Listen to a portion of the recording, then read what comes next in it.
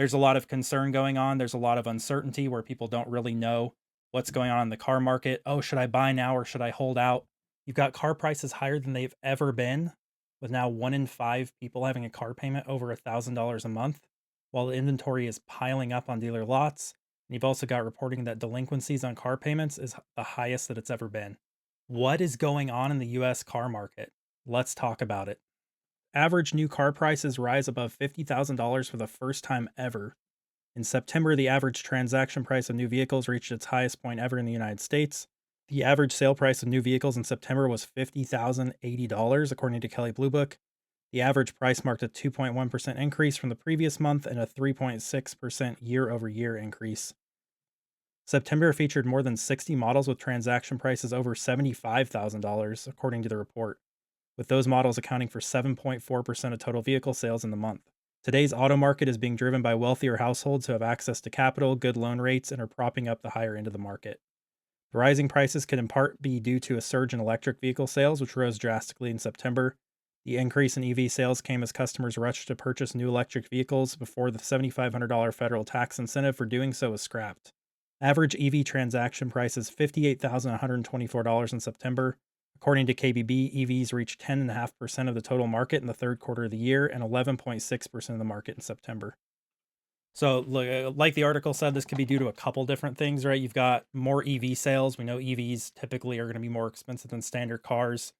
You've got just in the work on this channel, we've seen that a lot of automakers are kind of eliminating or make less available kind of the lower end, cheaper trim levels.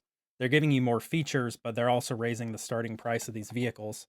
You've also got the fact that wealthier households, or the people that are doing better under these economic conditions, are able to go out and buy cars, whereas, maybe quote unquote normal people or like middle class people are having a harder time affording these cars because the prices continue to go up, the interest rates are high, and you just can't afford the stuff that's on the market. So instead, you have wealthier people buying higher price cars. That's going to drive that transaction price up too, which takes us to the next part of this. A record 1 in 5 new car shoppers committed to a $1,000 plus monthly payment in Q2 2025, according to Edmunds.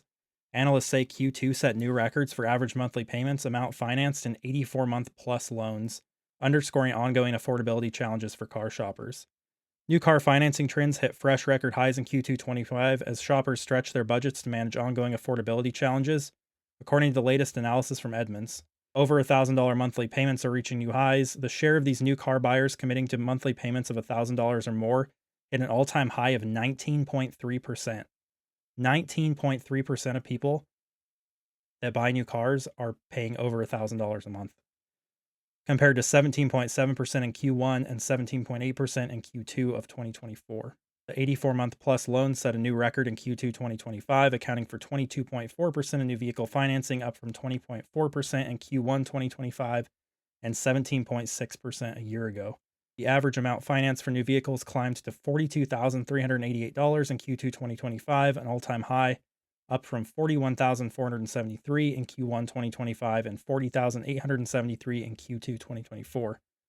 Shoppers are putting less money down. The average down payment for new car purchases was $6,433 in Q2 2025, down from $6,511 in Q1 2025 and $6,579 in Q2 of 2024. 0% finance deals sink below 1% for the first time ever. In Q2 2025, 0% finance deals accounted for 0.9% of new vehicle loans, the lowest share Edmunds has on record since 2004, and down from 1% in Q1 2025 and 2.9% in Q2 2024.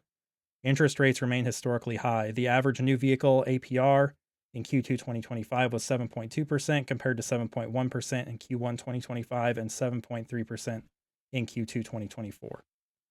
The reality is that the record-breaking trends we saw in the second quarter are reflective of more consumers opting for maxed-out term lengths despite vehicle prices remaining steady. It's clear that buyers are pulling the few levers they can control to manage affordability, whether that's by taking on longer loans, financing more, or putting less money down. Even if some of those decisions increase their total costs, consumers are continuously stretching to afford new vehicles in this market, and while tariffs haven't directly driven these Q2 numbers, they're certainly not going to make things any easier for shoppers moving forward. While extended loan terms may make a monthly payment more palatable, consumers need to keep in mind the risks associated with a loan extended that far into the future. including increased costs for upkeep down the line and the risk of being underwater on the loan if the car is traded in before it's paid off. If payments on a more standard 60 or 72-month loan don't fit your budget, you might consider leasing. While you won't be building equity in your vehicle the way you do with a purchase, leases afford time to get your finances in better shape with lower monthly payments in the meantime. Yeah, amen to that. This is saying that while car prices aren't really coming down, people are just opting for longer terms to make the payment more affordable. And what you see happen is you get into a 72-month or an 84-month loan, and then you go to trade in the car. Maybe you want to trade a car in after like 3 years, or maybe life situations change, right? You bought a sporty car and now you have two kids and you need a bigger car, right? Now the ability to go trade that car in has lessened because you're going to have more money owed on the loan than the car is actually worth as a trade in. And that's not a good situation to be in, right? Then, okay, you can trade it in. I would suspect, this wasn't mentioned directly in the article, but I would suspect a lot of that $1,000 monthly payment is rolling that negative equity in, right? You can roll in a certain amount of negative equity into these transactions. What we saw during COVID, right? If you remember, supply of new cars fell off a cliff, right? So the prices spiked. You had these ridiculous market adjustments on new cars. So now you're having people get into these loans on new cars with, paying 10 or 15,000 above sticker. So that's already negative equity built into the car. Now when they go to trade that in, we can't do anything, right? Loan to value, meaning the amount you can borrow compared to the value of the car for the bank, usually maxes out at like 120 or 125%, right? So then you're going to have to buy a more expensive car. If you need a different car and you need to roll in the negative equity, you have to buy a more expensive car to meet that loan to value requirement. And that's what's going to drive these payments up. This is also amidst a record number of Americans are behind on their car loans. Last month, 6.65% of subprime borrowers were at least 60 days late on their car payments. That's the highest delinquency rate since the 1990s, according to Fitch Ratings. Last month, 6.65% of subprime borrowers were at least 60 days late on their payments. The reason subprime delinquencies are rising now should be clear to anyone who's gone car shopping lately. Car prices are at record highs, as we just said, right? Combine that with higher interest rates in recent years, and it means the cost of financing a car is rising even faster than the cost of everything else. When you look across all different loan products, the average loan size amongst auto loans has increased more than any other loan product. Even though more people are behind on car payments, we're not seeing them go into bankruptcy and defaults, which means banks aren't writing off these loans just yet. Look, I think it's really easy in this situation to just say people are living beyond their means, they're buying way too expensive of cars and they can't afford this. And I think there could be some truth to that, right? In some situations, but the reality is the car prices are insanely high. Cars are a necessity for a lot of Americans. What happens if you need a bigger vehicle, right? If you have multiple children, you're not going to be able to go buy a Honda Civic and have that work for your family. Not even mentioning used cars, which if you've shopped for used cars recently, it's not like you're paying that much less for a lightly used car. Half the time you're getting a car with a ton of miles for not that much less money than a brand new car. Not to mention you don't really have financing incentives on used cars, which is putting you in an even worse position, right? If you go out and buy a used car for probably more than it's actually worth, get crappy interest rate on it, and stretch it out for 84 months, then that car is going to start having issues. It's going to be time, okay, maybe I need to trade in my car and get something else because these repairs are becoming unbearable. I can't trust my car to start in the morning. So what do you do, right? So this is a systemic issue with car prices being too high and some of these kind of predatory practices of dealerships and things like that, especially during COVID. I think that's where a lot of these problems started. What do you do, right? But I think there is hope on the horizon, and then we're also going to talk about what to do if you need to get a car now. I guess the light at the end of the tunnel could be U.S. new vehicle inventory grows for third straight month. Total available new vehicle inventory in the U.S. sits at 3 million units. This figure reflects a small 0.4% decline compared to October 2024. U.S. auto inventory levels increased 5% month over month in October 2025 and have now risen every month since July. Total available new vehicle inventory in the U.S. sits at 3.04 million units. This figure reflects a small 0.4% decline compared to October 2024. Toyota RAV4 inventory has steadily increased since November 2024, likely in anticipation of the upcoming redesigned model year 2026 version. November 2024, there were 27,051 RAV4s listed for sale. This number has risen significantly to 66,432. If you want a RAV4, here you go. Increased inventory. EV inventory increases after tax credits expire.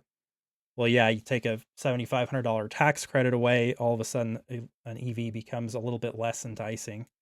There was a 14% increase in advertised EV inventory from September 25 as the federal tax credits expired.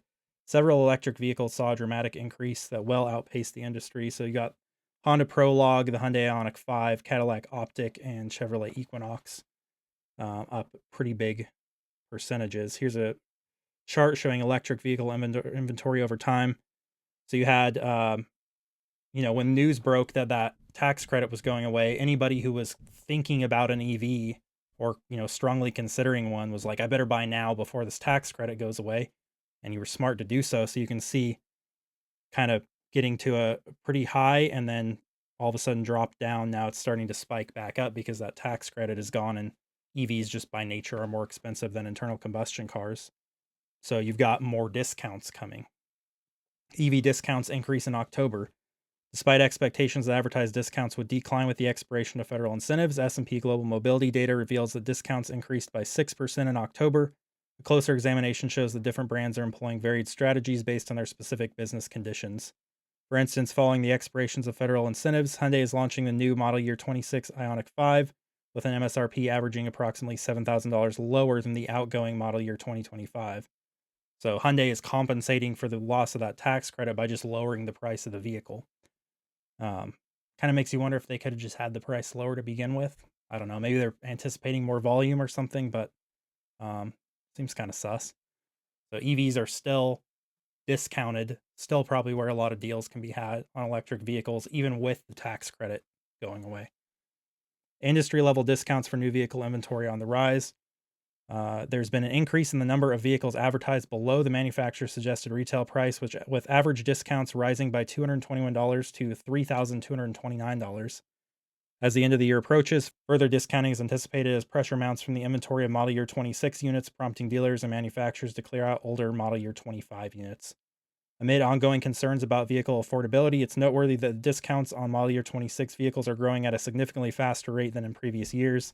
This trend is illustrated in Figure 4, where the red line representing model year 26 incentives shows a sharp increase compared to the trends observed for model year 24 and model year 25.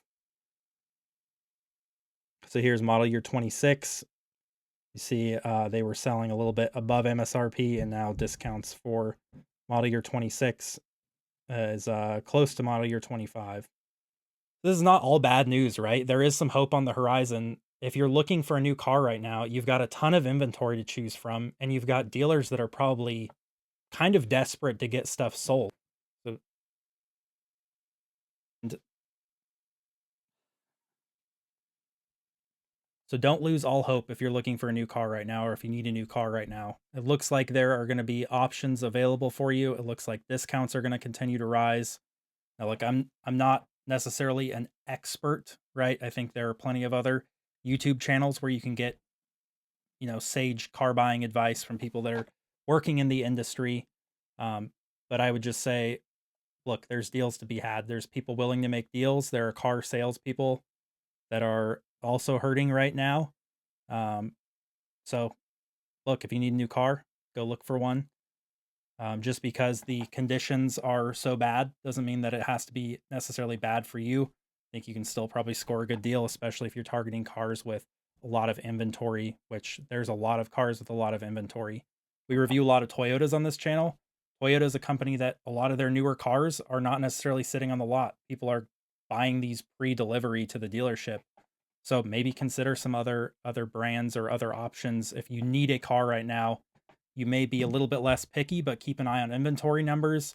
Look at what cars are available in mass quantities. Look at what discounts are going on. Especially look at financing incentives, leasing incentives, right? Subvented lease programs where you get a lower interest rate. My personal opinion, leasing is going to be better than financing in a lot of scenarios, unless you're somebody that buys a car and drives it till the wheels fall off, leasing may be a better option for you. So that's something to consider.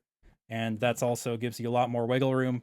So you're not one of these people with a car payment over $1,000, unless of course you want something sweet and you have the money. Then by all means, like go have whatever car payment you want to have, right? But I think that there's a lot of concern going on. There's a lot of uncertainty where people don't really know what's going on in the car market. Oh, should I buy now or should I hold out?